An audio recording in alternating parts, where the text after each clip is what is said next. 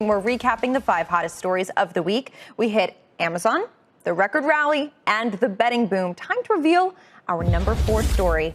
It is the crypto craze. We call it a craze because we had some crazy numbers this week out of the crypto space. Let's get to Kate Rooney, who follows this closely for us with more. Kate. Hey, Leslie, happy Friday. We did have some crazy numbers in crypto this week.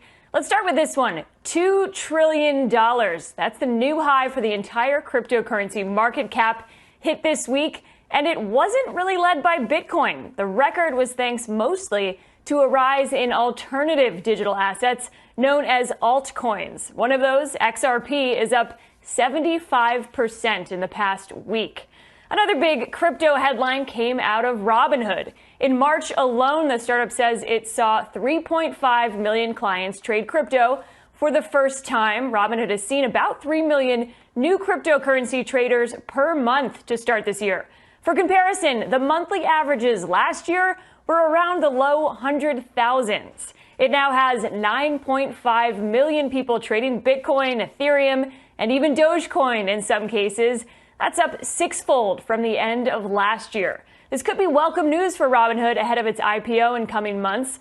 Crypto trading has proven to be profitable for other companies like Coinbase. That cryptocurrency trading platform is set to go public on the Nasdaq next week.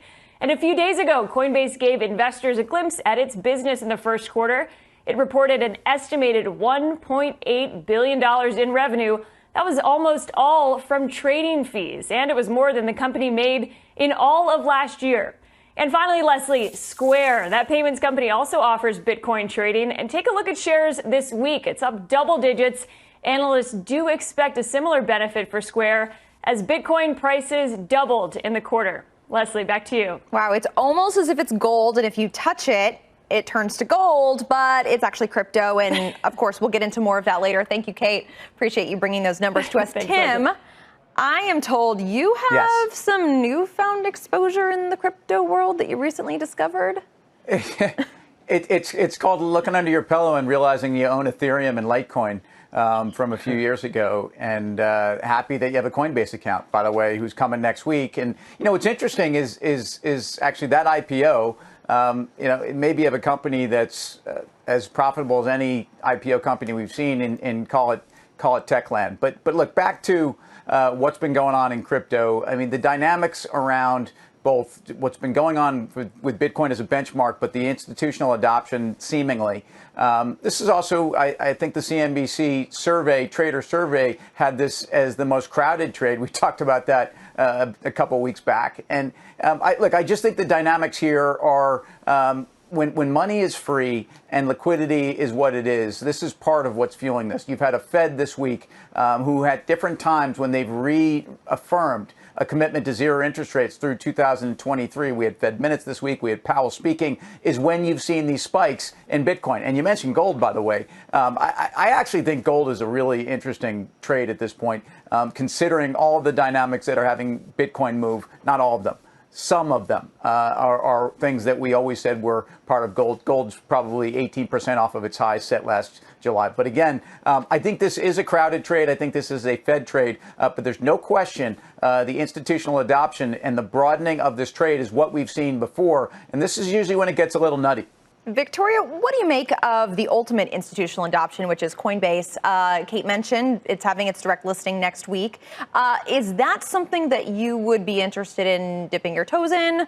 Are you going to wait and see? I know you haven't historically had much exposure to the crypto space. Does this kind of change things for you as a NASDAQ-listed company? So maybe I'm showing my age, Leslie, but the whole crypto thing really kind of blows my mind, right? So when I'm looking at a company and I want to see their assets, I mean, I want there to be hard assets. And for crypto, there's not. And so it makes it very difficult for me to kind of wrap my head around some of this and how the valuations are there. And it's interesting, you're right, we don't have a lot of exposure here, but a good barometer in our household is when my kids start asking me about something. And last week they were talking about Coinbase and the IPO. And I thought, okay, it's time to pay a little bit more attention to see if this now is becoming much more mainstream. And that's where I think I would start to get a little more interest when I can see that more companies or retailers are actually taking crypto as payment, when we see the credit cards, and they're working on that now, starting to get involved in it, then perhaps I become a little more interested. Right now, I'm still going to wait and see how this Coinbase IPO plays out and give it a little time. Delano, does the lack of a hard asset bother you at all? Obviously, NFTs have been a big trend recently as well, kind of with the same lack of underlying, physical assets that you can hold. Is that something that bothers you, or do you think that this digital asset, digital currency is here to stay?